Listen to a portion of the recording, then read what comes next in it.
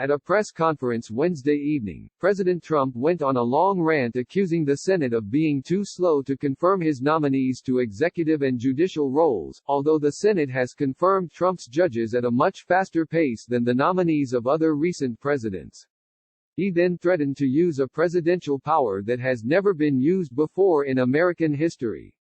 Referring to a process the Senate uses to neutralize the president's ability to make temporary appointments while the Senate is in recess, Trump claimed that the current practice of leaving town while conducting phony pro forma sessions is a dereliction of duty that the American people cannot afford during this crisis, labeling this process a scam.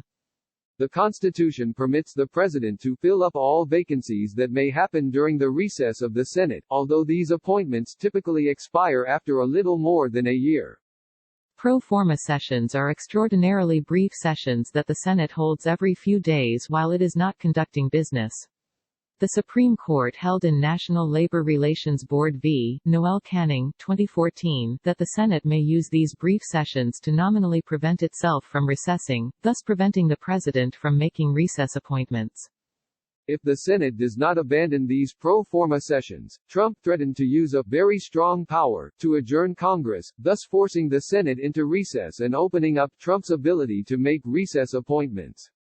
In theory, this trick could work. In practice, however, it appears unlikely to succeed. And even if it does succeed, Trump will gain very little. Despite Trump's claim that he has a very strong power to adjourn Congress, this power is actually quite limited.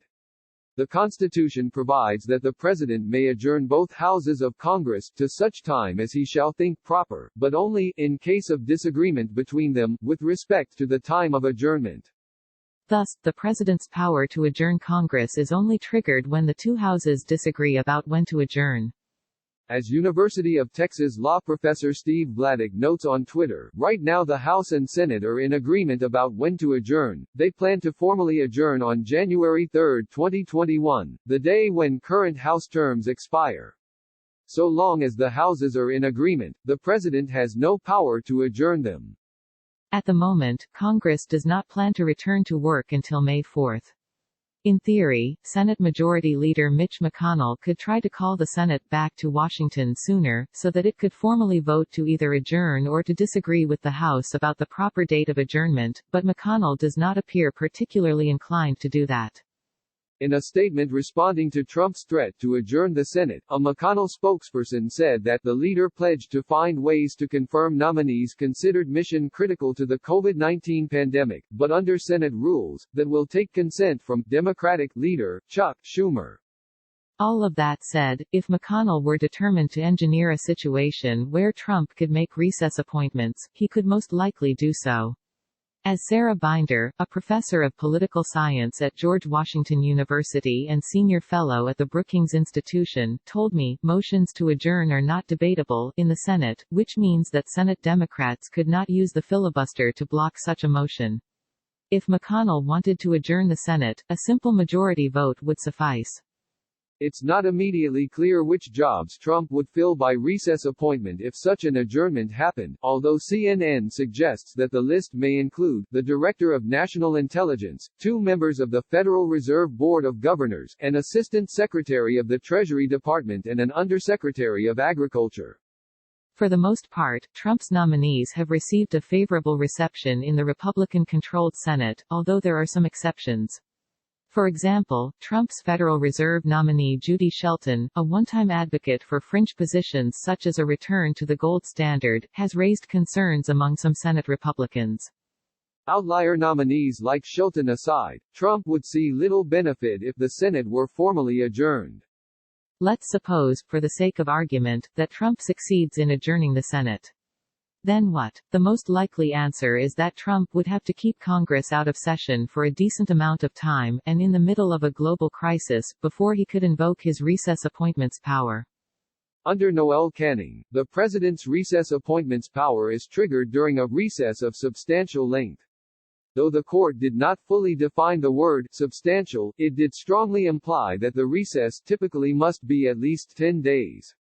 Though Congress has taken short breaks for almost 200 years, and there have been many thousands of recess appointments in that time, Justice Stephen Breyer wrote for the court, "We have not found a single example of a recess appointment made during an intra-session recess that was shorter than 10 days.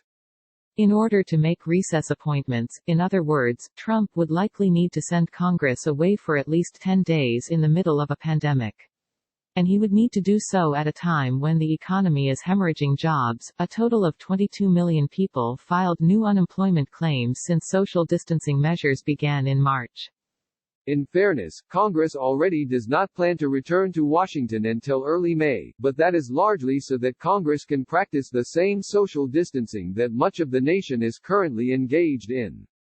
Before Trump could adjourn Congress, the Senate would have to break this social distancing and pass a resolution that would enable it to be formally adjourned.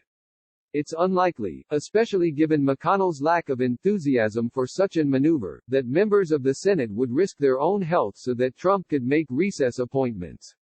And all of this would be so that Trump could fill a few jobs with Republican appointees, most of which the Republican-controlled Senate was likely to confirm anyway, if Trump were just a bit more patient. Democratic political operatives couldn't dream of a more damaging story to tell about Trump during a presidential election year. The president is threatening to delay stimulus legislation, relief for many people who are unemployed, and potentially funding for necessary public health measures, over a petty dispute about a few political job vacancies.